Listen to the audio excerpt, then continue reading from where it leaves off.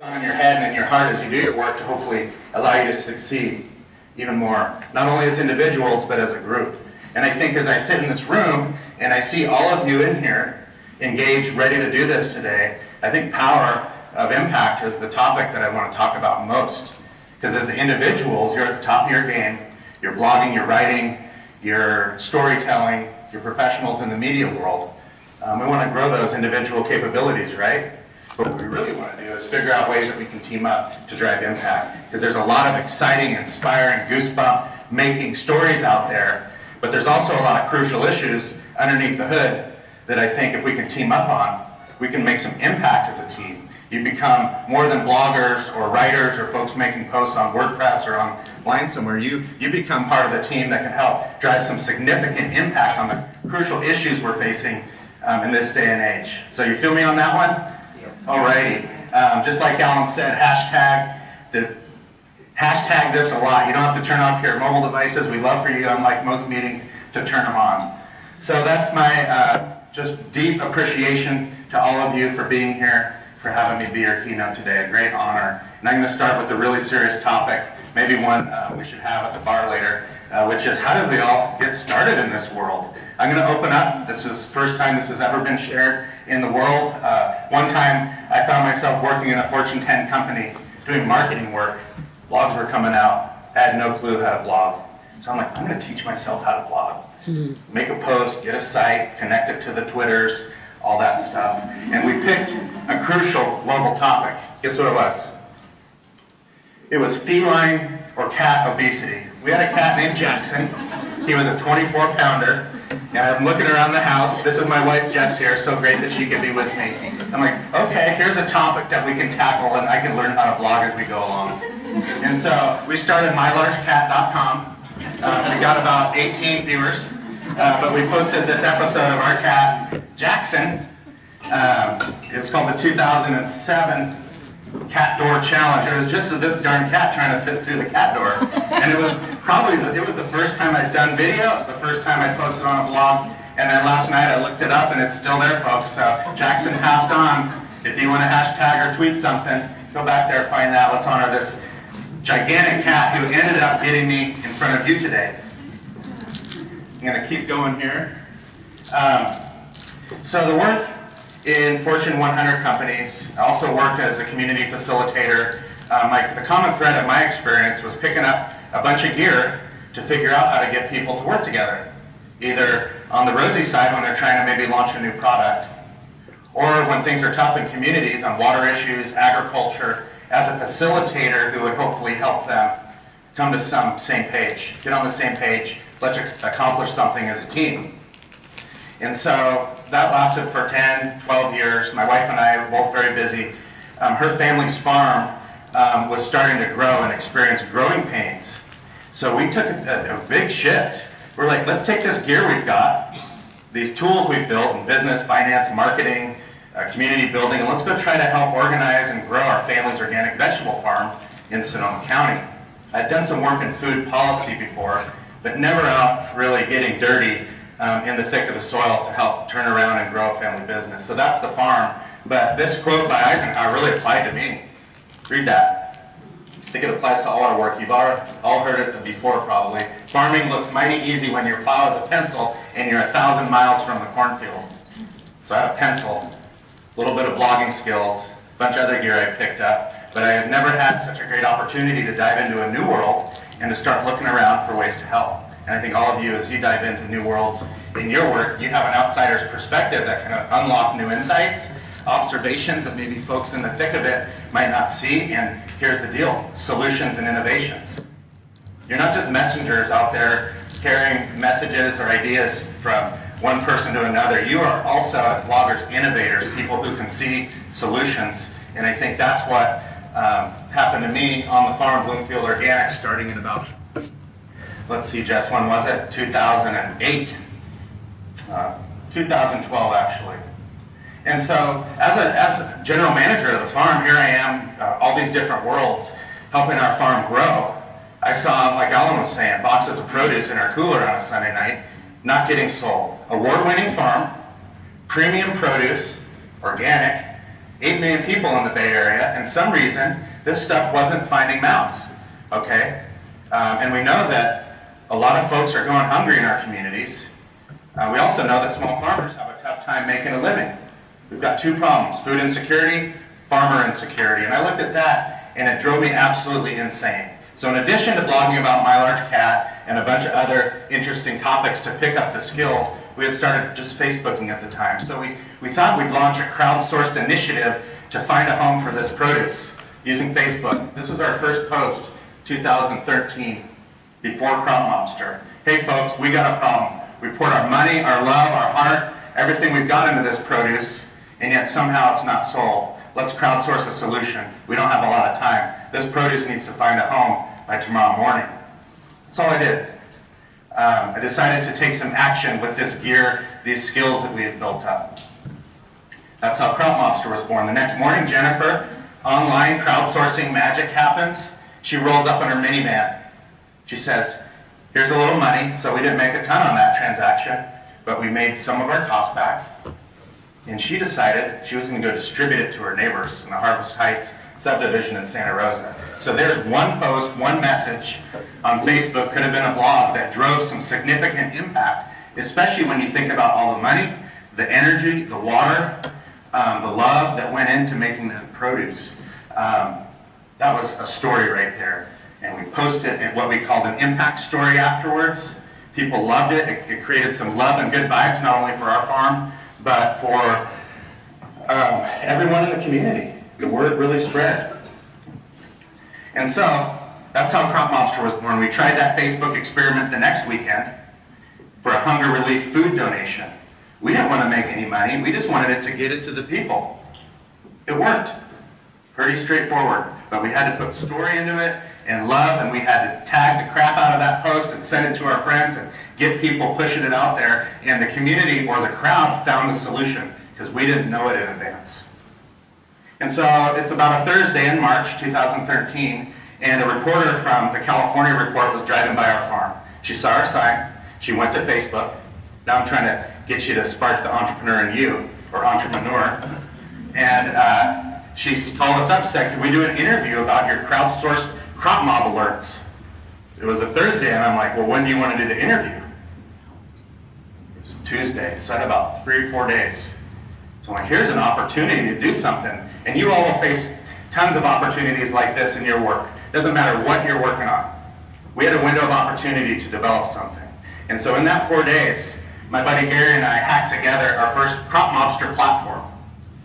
And what we did was we used that California Report news to launch something that we thought could change the world. Using WordPress, by the way. And so what CropMobster is a food system version of Craigslist that allows anyone, whether it's a farmer trying to sell, a hunger group looking for donations or a new office, food that might go to waste, finding a home. We're a social media platform that allows folks to post anything they want at this point. And the goal is to help yourself, but also to help others. Drive some impact as a team. I'm sick of platforms that are individualistic. We need collective platforms where we team up to help each other out and help ourselves at the same time. You feel me on that one? Yeah. Alrighty. And so we've expanded to 18 of California's 58 counties, and we've been able to generate millions of dollars in new economic impact for farmers, for hunger groups. Millions of pounds of food have found a home that otherwise wouldn't, all through the power of social media and building a straightforward platform with inspired stories that could get people together to make some magic happen.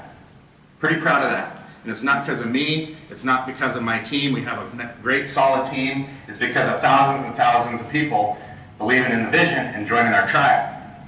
That's what I'm most inspired by. Some of the examples, economic development. On our platform, here's a lady who was out of work. She had the guts to say, I want to post my skill set online. I'm going to get up on a tractor, take a nice picture of myself, one that's click-worthy, and made a post. Wanted, I'm looking for a job. I just want to wear boots and jeans. I've turned around 4 or 5 companies that were underwater, 5 job offers in a couple days. All through community crowdsourcing and storytelling. 4-H'ers selling their products on CropMobster. Hunger impact. One lady had fallen through the cracks in terms of her health care, and her health care provider made a post, would anyone donate vegetables to my client? Very small post like that, and a farmer stepped in and said, I'm going to help out, I'm going to fill in the cracks there, we'll provide veggies to your client. All the way to ladies at the racetrack in Stockton, they called us up and said, because it's not all online, we do a lot of phone work as moderators and switchboard operators. We've collected some food for the fire victims a couple years ago. Oh really? Called her up? Not just a couple boxes of food, but a convoy of food, diapers, dog food, animal food, but they had no place to take it quite yet. So they made a post, and through the power of loving community getting together, not just for themselves, but to help others, we're able to play a small role in helping them find recipients.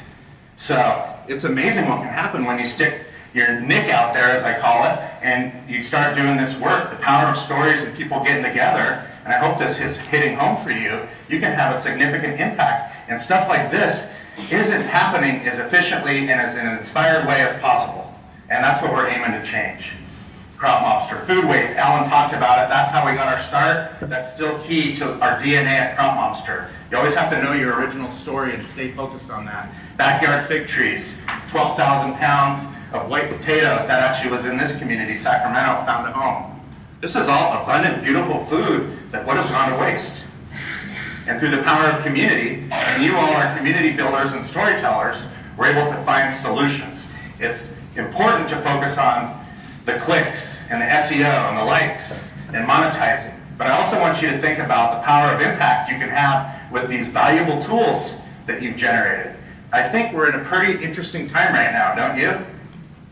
Okay? And so we all need to think, whether it's in food or science or agriculture or whatever, how can we use our skills to not only make a living and pay the bills for ourselves, but also to drive some impact. And that's probably my call to action for all of you today. You can have fun, you can do your work, whatever inspires you individually, but if you could carve out a piece of your workload and your hearts and your minds to get together as a team, even this organization right here, you can be amazed what you can do. And we're going to do a few tests of that today during this talk. Resources, moldy hay. Who would have thought moldy hay could have found a home with someone? And guess what? My friend Dominic over here, he's one of the world champion mulchers of soil building in the permaculture world. Folks like that love moldy hay, right? I mean, damn, that's like winning the lottery or something. Closing the loops on resources. Too much is going to waste. There's too much value out there that still needs to be unlocked. We've got to make do with more of what we've got. And so we're trying to do that, not in a fun, or not in a serious, wonky way, but in a way that's kind of like a mullet. Party in the back, business in the front. It's a little bit fun, but also business. And that's what we're going to focus on the rest of the time. But as you can see, and I think my new friend from Indonesia here mentioned it when we were talking. What was your name again, ma'am? Amanda. Amanda. She said in our country, in Indonesia, there's so many organizations and projects going on that are doing great work. But guess what's missing? The connective tissue, the glue, the communication system to hook them all together to get more of their needs met, but also to drive impact as a team, as a collective. And so we're building a hub with those little fancy PowerPoint lines there that are trying to hook people up, not to recreate any organization or wheel, but try to support collective impact making. You following me still? Alrighty, we'll explain what the selfie puller here is in a second. Then I'll do a time check with my buddy Alan. And so at the end of the day, our CropMobster platform is about a few things. Let's transform food loss and food waste into potential and value for our communities. When almost half of food in the world is getting wasted, you know, we got a problem, but we also have a massive opportunity on the other side. Secondly, economic development. It is important to stimulate jobs, support farmers, support nonprofits in being more economically viable. Food insecurity groups need a lot of help. They're doing great work, but how can we grow their capacity? This is a little echoey over here. Stimulate recycling, jobs, and more. And really, as hopefully you can tell, create a culture of infectious enthusiasm, you know, so that we can get out there each day, no matter how hard or challenging it gets, and, you know, be enthusiastic, and hopefully, if we can be infectious in that way, have it spread. When we build these platforms, and our goal isn't to have a global one-stop shop platform like eBay, It's to support counties and regions and soon states in developing sharing exchanges. But you can't do that with technology alone. So we've taken the traditional blogger approach, blogging and moderating posts online with our platform, because when people submit a post, it comes in as a draft, and then we help grease the wheels on social media with SEO and other tools to get these posts out there. We've realized that we don't work without local leaders, like Dominic or Melanie here in Sacramento, or others in other communities we serve. So we developed a curriculum to combine the moderator approach with the community leader approach. And we call those community switchboard operators who take our training with this platform, and they go out and they drive impact in their communities. Economic impact, focusing on hunger and a lot of other issues. So we're taking the online and combining it with the offline. And this young lady, Daisy, here in the middle, right after our training, they were like, "You're going to be presenting to Janet Napolitano about your work tomorrow." And I'm like, "Great, what do you need me to prepare?" And they're like, "Nikki Bobby, not you. Daisy's going to go present to her." That was the biggest honor, I think, in the last 5 years. Supporting young leaders in driving impact today, but also growing as future leaders that we're going to need to solve the challenges we're facing. That, to me, is a major accomplishment. And I want you all to think about in your work innovative, creative ways that you can apply these skills to, like I said, grow your life and your prosperity, but also help others. We also honor, and this is important for your work in trying to make a living out of this, and make sure that you do a good job for your partners. You switching me out here, brother? Every aspect of our platform, we're funded by sponsors, as well as grants and some other. We sell shirts like "Give Peach a Chance" and "Make asparagus great again." Talk dirt to me. Peaching to the choir right now. Can you still hear me? Shazam. All right, buddy. Here we go. Okay, so on each of our emails, our posts, everything that we do, when we have an authentic, values-aligned sponsor that shows up for us, and now we're getting close to 500,000 page views a year just in a few small communities, we promote them at the highest point of positive impact and say, "Thank you for funding this work." Because guess what? When Jess and I started this, we decided when folks were making sales on our platform, we weren't going to take a commission. So how the heck do you pay for your work? And you pay for your work by driving impact and honoring those who are sponsoring you at the highest point of impact is when some very important societal change happens. So that's just a piece I wanted to put out there for you too. As you're doing your work, think about your they're supporting you, and be sure to honor them and thank them publicly for their efforts. I'll be doing more of that soon. And then we're getting in, and time check here, buddy. 30 minutes. This is awesome. You can slow down. When's the last time you received a handwritten thank you note? Not too often these days. As soon as we started doing this, and this is a key to success, whether you're trying to drive impact like me, where you're trying to get 100,000 Instagram followers, you got to find ways to thank people for having a meaningful role in your life and work. And so, gratitude. We have a fancy word for it at CropMobster, building the gratitude economy. And so from the get-go, when anything good happened, we either tried to publish or we try to inspire others to publish online thank you notes. We call them thank you alerts.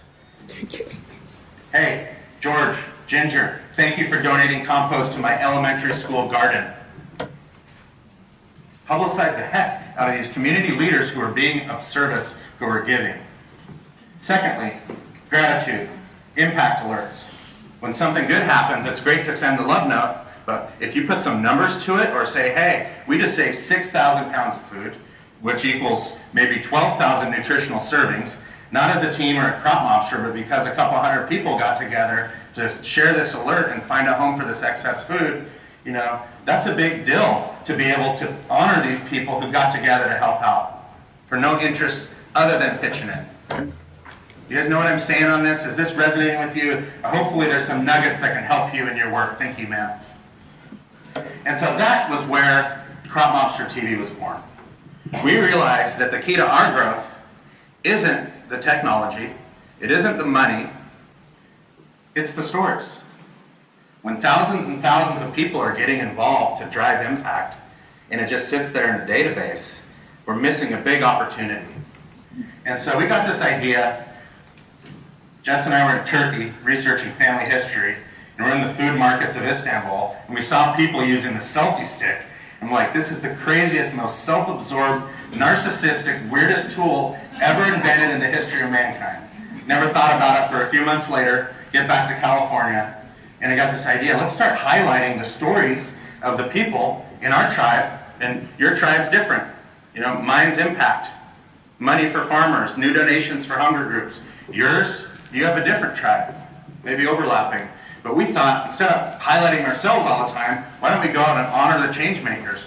So we strapped the selfie stick, because you always got to differentiate yourself, right, to a gutter washer. You can attach a hose to this thing, and if I'm out camping, I can shower, I can wash the car, etc. And it's actually a 12-footer when you extend it out. And so we started going around with very basic gear, the phone right here, interviewing folks. You know, Betty, where are you? We talked earlier, El Dorado County. You talked a little bit about how hard it is to make video.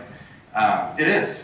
But what I did was I just decided to try to figure it out and stuck the phone on here, got out there, pointed it at Trevor the String King. He was recycling hay bale twine from farms that were usually throwing it in the creek or the dumpster. And Trevor the String King, we made him into a little hero by interviewing him about his important, crucial work to take something of waste and turn it into value. And we started to, you know, the next one, we ran into Rogelio on our farm, one of our farm workers. On a lunch break, guess what he was making? He was making hammocks out of recycled hay baling twine. So I started having fun doing these episodes and picked up some skills in video, using the YouTubes, etc. And about 4 months ago, Jess and I decided, because we want to grow our community, and we're figuring out the different ways to do it. We decided to go out on CropMobster TV Season 2. So right now, we're taking a tour. We just hit 6,200 miles with the selfie pole. Every county in California, there's 58. We're trying to reach and dig into communities and highlight these powerful stories of impact. 91-year-old farmers, well, I'll get into those in a second. We've got a bunch of examples here for you that I think might give you some topic ideas for your work moving forward. You notice I haven't yet included a picture of plates of food. But anyhow, our hashtag is CropMobsterTV. We would have done this without any resources or support. That's the key in your work too. At some point you have to decide, are you going to do this or not? Does this mean so much to you that you're just going to figure out a way to do it? So we got this plan to do this trip, and then lo and behold, we were able to meet the folks at UC Cooperative Extension, University of California, UCA&R Agriculture and Natural Resources. Amazing organization. Offices in every county in the state. Part of our nation's legacy of land-grant universities. And they said, which was amazing to me, what the heck, Nikki Bobby, we'll be your season sponsor. Notice their hashtag there, we are UCA&R. Just like he said, would love for you to maybe make a little note as I'm talking, if you're so inspired, to thank our sponsor here, as well as Food Tank. How many of you have heard about Food Tank? They jumped on board, so lo and behold, it's a thing. CropMobster TV Season 2. And so, you know, Tim Furlong, cattle rancher and redneck yoga instructor. This is part real, this is part made up. Imagine that Michael Pollan and Alice Water sat down for dinner with Larry the Cable Guy and that Dirty Jobs dude, Mike Rowe. That's CropMobster TV. That's my dream. I'm pretty excited about that. Do you think we can do it? All right. So anyhow, back to the clicker here. Love your support on this. But now what I'm going to do is hopefully use what we're learning to help you along your journey. Also, our other sponsors, we have a bunch of folks, not just businesses, but individuals who have chipped in, people who have loaned us couches to sleep on, let us park in their back 40 on their farm. Just an amazing group of folks has chimed in to say, we believe stories are important. We want to support you in doing this work. We're honored to be a part of the journey. And you know what? For us, it's an honor to have such great support on this. It's been hard, honestly, sometimes to find your tribe and your support, but if you stick with it and are persevering, 5 years in, it happens. And so here we go. I'm going to take you through some stories now, but I'm going to try to also inject something interesting and unique, maybe weird, but also TMI into your life. I've got a question for you. Aside from the internet or aside from technology, what's the most powerful story or message you've ever seen sent in your life? Think about that for just a second. What's the most powerful platform you've ever used? Is it all online? Maybe, maybe not. The most powerful platform that I've ever experienced for messaging was actually my mom's belly. Here we go. Right as I was where I was about ready to be released into this world, my mom went out sunbathing with her big old belly. She's, sometimes gets a little nervous on things, and she just wanted to make sure everything went all right with Nikki Bobby there. And she duct taped "Be careful" on her belly, took the tape off right before she was going in to deliver, and guess what the nurses and doctors saw? They saw this. "Be careful," right on her belly. And so I just wanted to share that, but I also think it might give you definitely some alternative ways to think about messaging in your work. I ended up doing a test of this a couple years ago on a friend, and it was the most viral story and message in that hospital room. It really made a difference for folks, and it actually was stuck there in her belly for about a year. But I just wanted to share that with you to hopefully give you a little giggle, maybe a little TMI, but also just get you to think differently about messaging and storytelling. Can you imagine a more powerful note than on a mother's belly? I can't, but I know there's others out there that are equally as powerful for whoever it is your audience is. Melanie, thumbs up on that one? All right, she's a good friend of mine. Thank you for inviting me to do this. So CropMobster TV Season 2, we're online. The first interview we did, and we're posting to Facebook, to YouTube, to try to figure out what's going to be the most impactful. Right now, Facebook. And this one about Sangre del Dragon hot sauce in Sacramento. High schoolers starting their own hot sauce company as part of an Alice Waters-inspired edible school program. Episode 1, Unleashed. About 2,000 views right now. But most importantly, aside from the views and the clicks, we got a thank you note that said, hey, our sales are up. And now these youngsters are out there heroes in their community, not only for their work as hot sauce, but for doing something productive with their young lives and starting small businesses that support their community. They're having a heck of a time. That was our first episode, right here. Second one, all in Spanish with English subtitles. Nikki Bobby also asked Jonathan, my friend here, if I could speak in Spanglish, and he gave me permission, so this video is in Spanish, English, and Spanglish. This is a community garden that every month has 1,000 people coming in to learn on gardening in Santa Rosa, California. 100 families with their own plots. This guy is a trained mathematician from Russia who somehow got there from Mexico, ended up in Santa Rosa, California, and now he's changing the world with one of the most inspired community food gardening programs I've ever seen. Episode 2. Episode 3. It's pretty remarkable when I consider my business is less than 5 years old, when a family figures out how to be on the land, stewarding the land, growing a business for 5 generations. So we get out there to Del Norte County, Northern California, and these folks trust us enough to tell their story. This is the most viewed so far, but it also has to do with some other factors that I'll explain in a little bit. 5 generations of Alexandra. We're trying to highlight stories of people who are feeding our communities. Food banks, farmers, composters, anyone that's out there doing work to nourish someone else. That's the main thread that unites CropMobster TV Season 2 right now. Having the time of our lives. Worm composters. How many of you have ever thought about the links of worms to food? Awesome. Well, these folks take 20,000 tons a year of food waste and organic material that would have gone to the dump, where when it rots, it turns into greenhouse gas emissions that create climate change and a lot of other problems. These guys are saving the world by making a business. Their worm juice is selling like hotcakes. So we got down and dirty in the worm factory there, and we were able to highlight them. 4th episode. And so you see what we're doing? We're just trying to bring new perspectives on what's called the food system. Anyone who's playing their role, large or small, in feeding people. And I'd love for you to think about different voices that you could interview or do work on in your work as you go out. Maybe this will give you some leads or tips. And then finally, Nikki Bobby gets in the bee suit. Before we left on this adventure, my wife, who's a beekeeper, Jess said, do one on bees. Do a few on bees, because everything that we do as food bloggers or writers, anything in the world of food and ag, there's a few common ingredients, and one of them is bees. And so we did some business, and we got in the bee suit, and we got to interview Daniel and Mariana and doing what's called the bee dive. And it was probably one of the most glorious religious experiences I've ever had in my life. This one is really getting spread. I'd love for you to take a look at any of these, join the team, and spread these if you're so inclined. And so now we keep going, probably about 20 minutes left, right, brother? As you go out there, it's important. I personally believe there's a lot of great things going on in the world, but there's a lot of problems and challenges that we have that we don't have the answers to. The number one spot to go to is our elders. So this is Evelyn. She's been working at the Casino Bar and Grill in Bodega, California since before World War II.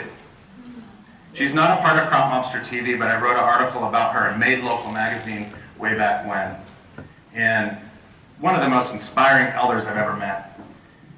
We learned that her bar and casino was 911 for community issues back in the 40s and 50s. We learned that it was the watering hole for people to come and help each other out, not just a bar or a restaurant, but literally it was the watering hole and the gathering spot, their community hub. We also learned, and this will relate sort of to these days, that in World War II, when labor was short on farms, she and her kids and others were the ones picking the apples. You know? So we got to tap into these stories to pick up some lessons and maybe be prepared ourselves for complicated issues that may come up in the future, if you know what I mean. Listen to your elders. At the same time, this whole world of farming, agriculture, blogging, anything that we're doing is tough for youngsters to get inspired and get involved in. So as we're rolling around the state, this is Xander here. His shirt says, "Be your own hero." We interviewed this little hero on his, he's growing watermelons for his 7-year-old brother. That's all the episode's going to be about. So encouraging and supporting our youth to get involved in food and agriculture, especially at a time when historically we had, what, 80–90% of people involved growing food in our country, and now what are we down to?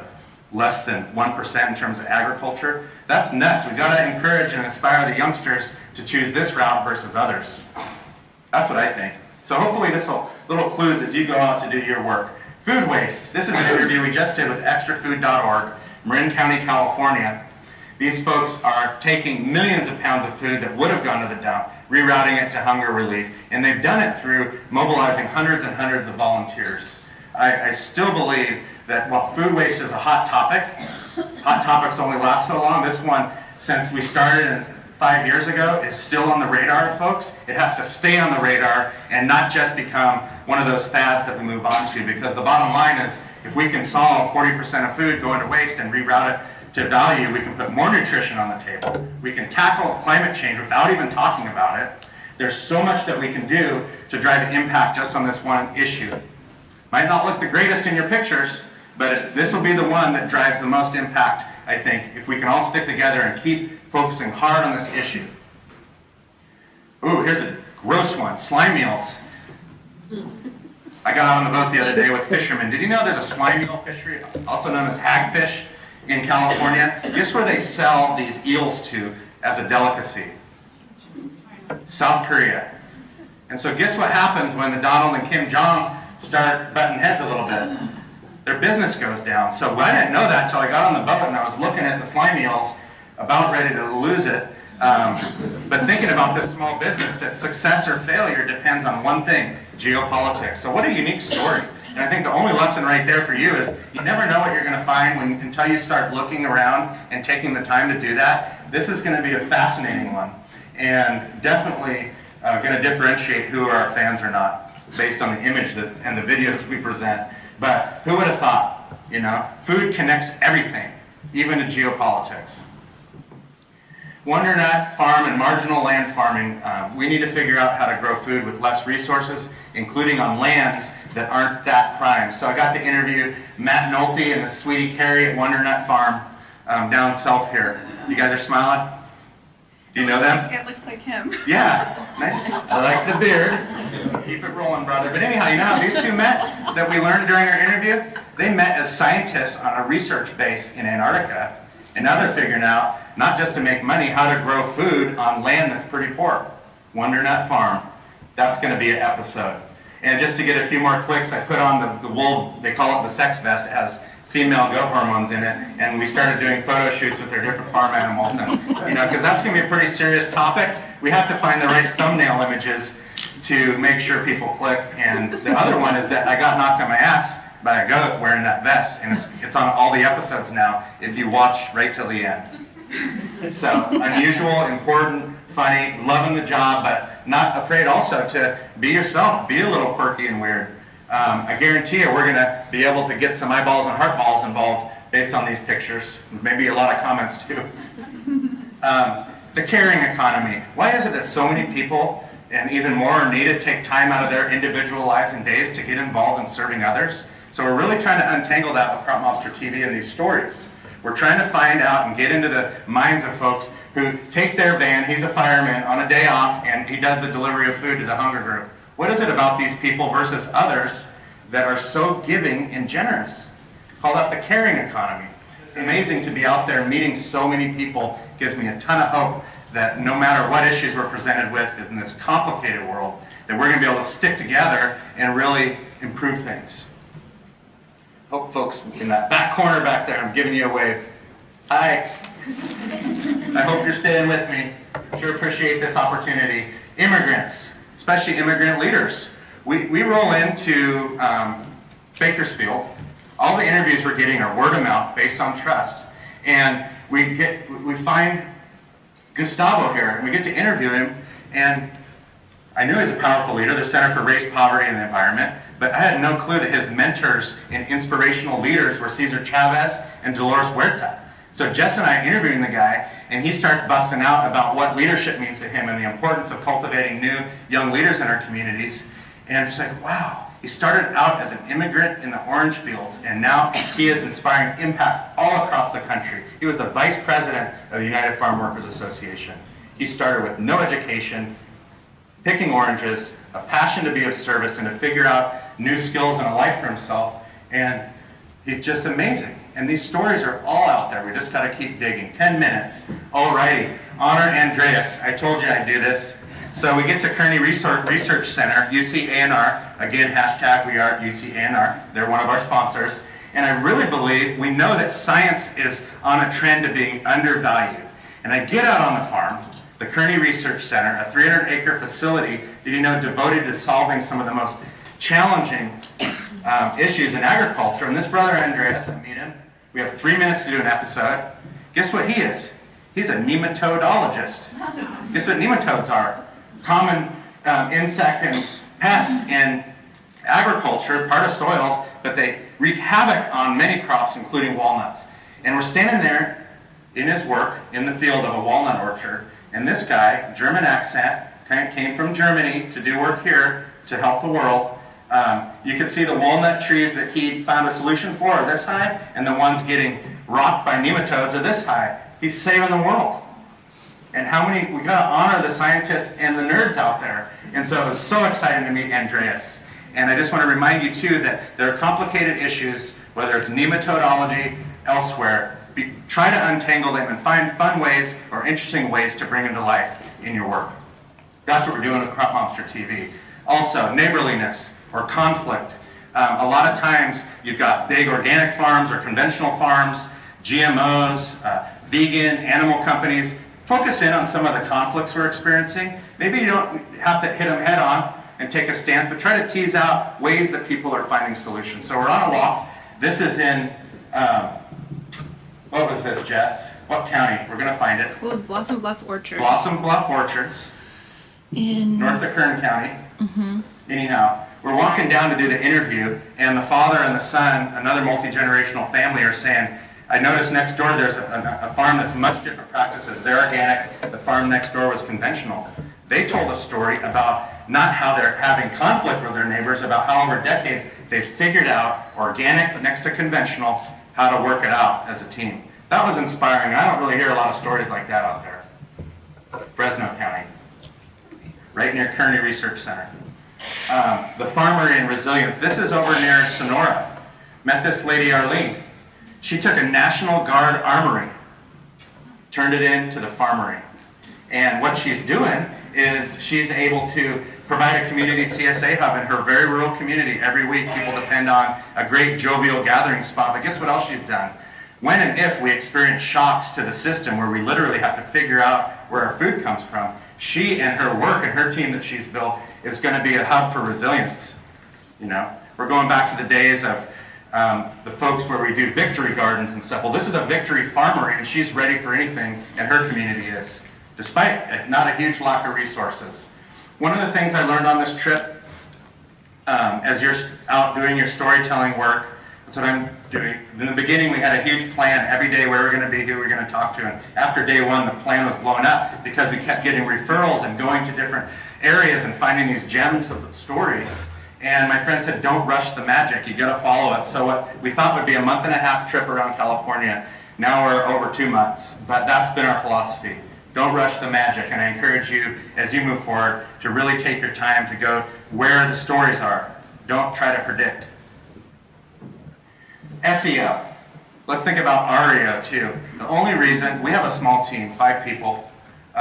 Search engine optimization is critical for us, but all of you, your individual work and success depends on your relationships. So I want you to think about optimizing your relationships, your relationship engine optimization. This is a team that gathered on our farm representing about 12 different organizations, and all of our successes have been due, in addition to some quality work we put out at times, and the good things we're doing or innovating. It's our tribe, it's our partners. So whether it's your bookkeeper, your publicist, people that are volunteering for you, you gotta honor those partnerships and build those relationships. That's the key to your work. Purpose. Find those people that have a purpose. This is up, again, in your neck of the woods, El Dorado County. There's Spencer and his wife there, Betty. What I loved about them was that they didn't get into farming for food or things like that. They got into farming because it was the most powerful way that they could grow future generations of their family and raise their kids in a powerful, purposeful environment. Ever heard of Peter Coyote? Any rate, he posts on CropMobster his 12 apple trees, find a home within a day, a couple of weeks ago, for hunger groups. So we email him, hey, could we tell your story? Here's a storyteller. He was the doctor in E.T. Right now, the Vietnam War, there's an NPR or PBS series on the Vietnam War. He's the manly, deep voice narrating it. We got to interview him about storytelling and also why he chose to take action. And what he said was, you got to slow down enough to listen. Crucial voices. This is 2 days ago out in Mono County. This is Monty, elder in the Paiute tribe. You know, how often do you think he gets out there and he gets highlighted in stories? It's growing for sure, but what an honor to be able to interview him about the issues his community and tribe has faced for centuries, and now what they're trying to do positively to feed their region and their community, not just their own 1 acre or 1 mile square reservation. This guy's a true leader. What an honor to be able to interview and do an episode with Monty and team. Bishop Paiute Food Sovereignty Alliance. So our job is how to translate that valuable work to everyday folks. Trust. As we get out there, the best stories, you're not going to unlock them unless we figure out ways to earn the trust of folks. To be trusted, to listen, to document what they're sharing, and to translate their stories to the world. That's probably one of the biggest things that, and aside from our other things like bank accounts or how many Facebook fans or whatever, it's about, do we have the ability to earn trust of folks each and every day? Growth mindset. And then I'm wrapping it up here. Just giving you a sneak peek. This guy, El Dorado County, you don't know how big of a struggle he's had in his life until you had a chance to talk to him. And now he's growing some of the most nutritious vegetables for his community. But talk about growth mindset. There's a book, Carol Dweck from Stanford. She researches mindset. Why are people successful or not? You have a growth mindset, you can tackle challenges. You have a fixed mindset. You feel you are unable to do that. You see others succeeding and you're jealous of them, or you see others succeeding and you honor them and you're proud of them and honored to be associated with them. Read this book. It talks about the science of mindset, and if you do that, I guarantee you, you're going to make improvements in your work. I sure did. And then, as I wrap this up, I just ask you all to reimagine. And people actually thought I hacked into Times Square when I did this picture. It's actually in PowerPoint. But I'm sitting there in Times Square seeing a bunch of ads. This is at the United Nations a few years back that I had no interest in. So on the plane ride home, took a picture, just start putting pictures that I want to see Times Square look like, you know, maybe a decade or two out. And I posted, and people were like, how did you do that?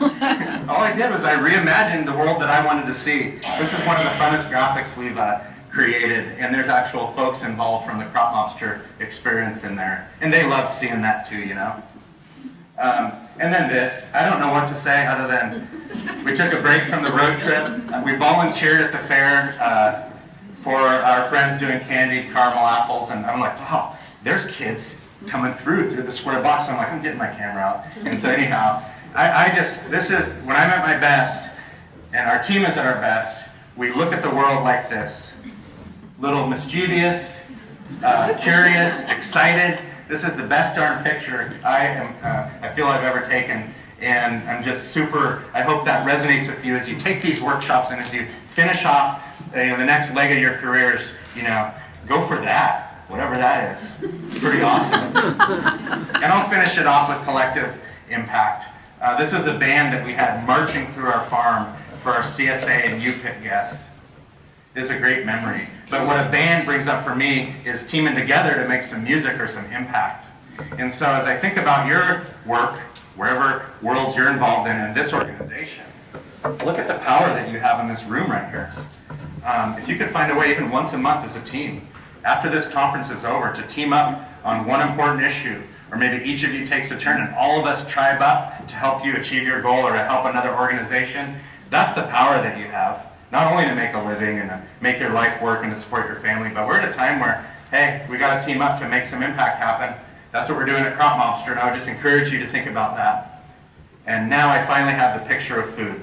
Last night, always wondering what I'm going to present and get the pieces right, if I'm going to screw up or not. I'm excited. And my friend Christina, who I worked with in the corporate world, I had no clue, is now a food blogger. So she posts this curried shepherd's pie. I'm like, okay. I click on it, and I'll be honest with you, sometimes I don't always click on pictures of just food.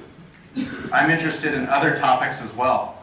But I click on it, and Christina, there she is, tells the story of how she met her husband, how the recipe was passed on to her husband from his ancestors. She tells this beautiful story of what shepherd's pie means, and now she has this blog. I like to eat, so I learned to cook. I like to cook, so I learned to garden. It's Sweet Antelope. If you would do me a favor and try to just friend her on Instagram today, I'd love to surprise her with this magical herd of new supporters with her awesome blog, telling the stories behind the food that they're appreciating and embracing. So, okay, I'd love for you to do it. Let's crowdsource some impact, like I was talking about, to support her blog, Sweet Antelope. And I'll wrap it up there with me in my blue suit, Nikki Bobby, with the 4-H'er. This is the picture that I think hooked Gabe and Glenda there in the beginning, because I didn't really realize that 4-H was a part of UCNR in the beginnings. 4-H was a part of our community big time. And at the end of the day, I hope what you've seen is that I'm on a mission to drive an impact platform and grow this to drive impact on crucial issues in our world. We've also realized that we need to get the youngsters involved, so we're trying to figure out a way to do our magic by teaching youngsters and others how to be future leaders. And then finally, impact storytelling. I'll be honest with you, I don't think these are going to work unless we unlock these. That's what CropMobster TV is all about. I'd love to team with you to grow this, and I'd love to get your help.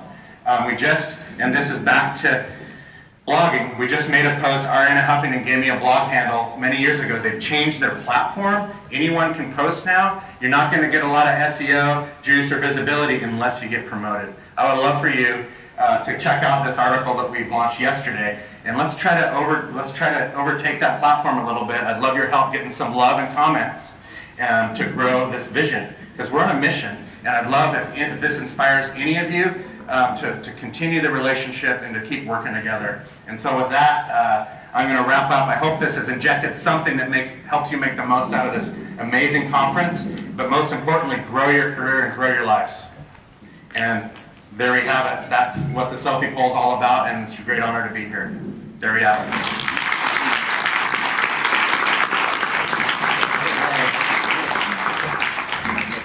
Two fast answer questions. Question. Do you shoot all of your CropMobster TV segments on a phone, on the selfie stick? So season 1 was the old phone, season 2 is the new phone with the crack in it, and luckily season 2, I found a guy named Ricardo who is helping me do some edits and making them more professional and beautiful, because there's a lot of parts of my interviews where I need an editor. So yeah, all on the phone, all with the selfie poll. We upload to Dropbox, and each week we're trying to do 2 episodes. Thank you. One more. Alrighty. Wait, you. Is that clear, brother? What are some tips when you're first starting to do interviews to really get the story from people Yeah. Yeah, that's a big one. There's a lot of things that go into that, but what we've decided is when we meet someone, we don't just go right into an interview. Even if we haven't done a lot of research, or we have, it doesn't help until you get that trust. So we go for a walk.